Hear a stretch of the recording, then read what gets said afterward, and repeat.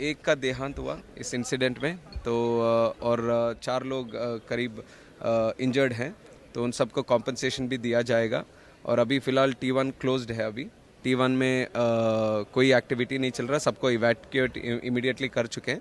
और जो operations T1 से होने हैं वो T2 और T3 से 2 बजे के बाद शुरू होंगे। और जो पैसेंजर्स इसके लिए जो असुविधा होगी उनके लिए दूसरे तरह की अरेंजमेंट्स किए जा रहे हैं कि उनके लिए फुल रिफ़ंड चाहे तो फुल रिफ़ंड होगा, या फिर अगर वो दूसरे तरह का फ़्लाइट का रूट चाहते हैं तो उसका भी इंतज़ाम किया जाएगा। तो इंक्वायरी ज़रूर इंक्वायरी की भी हमारी मिनिस्ट्री से हम चालू कर रहे हैं। एक्सपर्ट्स को, इंडस्ट्री के एक्सपर्ट्स को लेके आकर इसके ऊपर पूरी तरह से अच्छी तरह जांच कराएंगे। और इसके ऊपर प्रधानमंत्री जी भी सुबह से, जब से इंसिडेंट हुआ है तब से हमारे साथ भी फॉलोअप कर रहे हैं।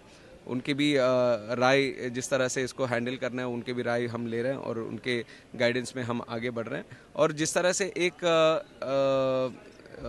फेक न्यूज़ एक फैलाया जा रहा है कि ये 3 महीने पहले इसका इनॉग्रेशन हुआ है। जो प्रधानमंत्री जी का जो इनॉग्रेशन हुआ है वो बिल्डिंग अलग है, ये बिल्डिंग वो नहीं है। इसका बिल्डिंग ये 2009 में इसका उद्घाटन हुआ था।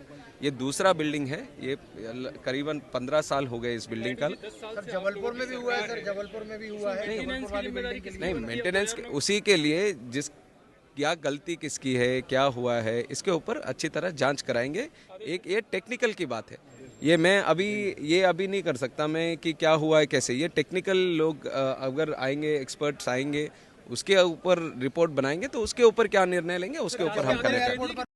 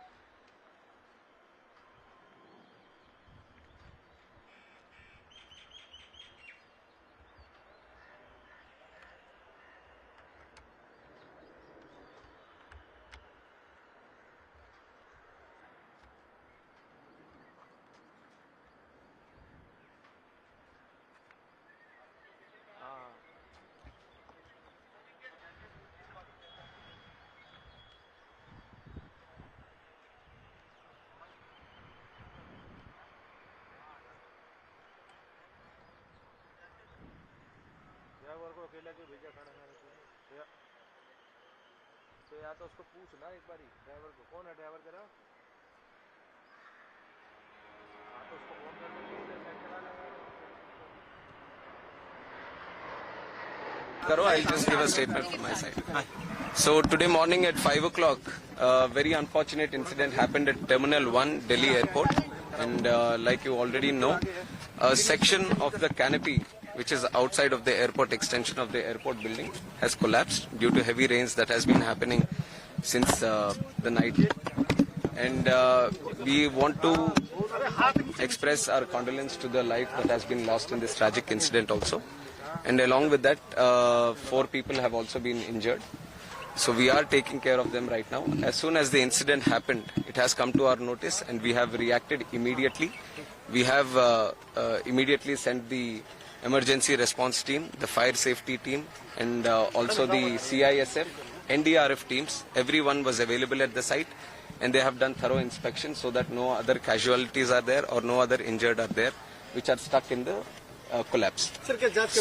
So right now the situation is under control.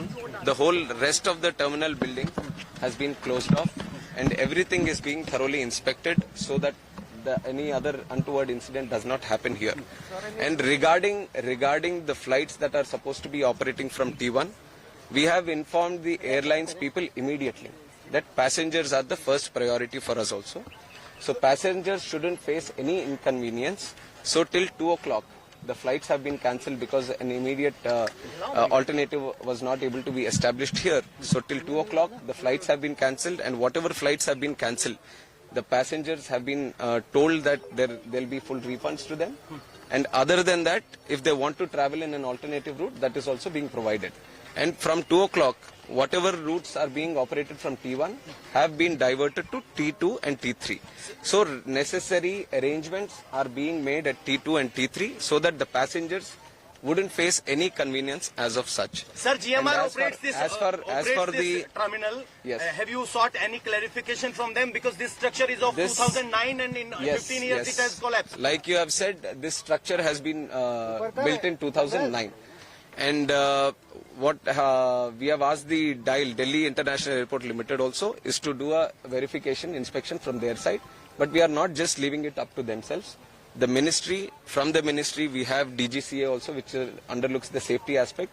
So they will also be supervisioning this inspection, and they will also give us a report. And from our ministry side, I can assure you that this is taken as a very serious incident also, not just in this airport, but across the country. Any airports that are with similar structures, we will have to go through them all again, and we will do a thorough checking of all the necessary airports that can come under our purview, and we'll take the necessary report, and we will see if there is a requirement for an independent body also to come into play. Any compensation for the disease? Yes, compensation has also been announced, 20 lakh for the deceased, and also for the injured 3 lakhs. Opposition ये आरोप लगा रहा है कि जल्दबाजी में यहाँ पर इनॉग्रेशन किया गया था। तो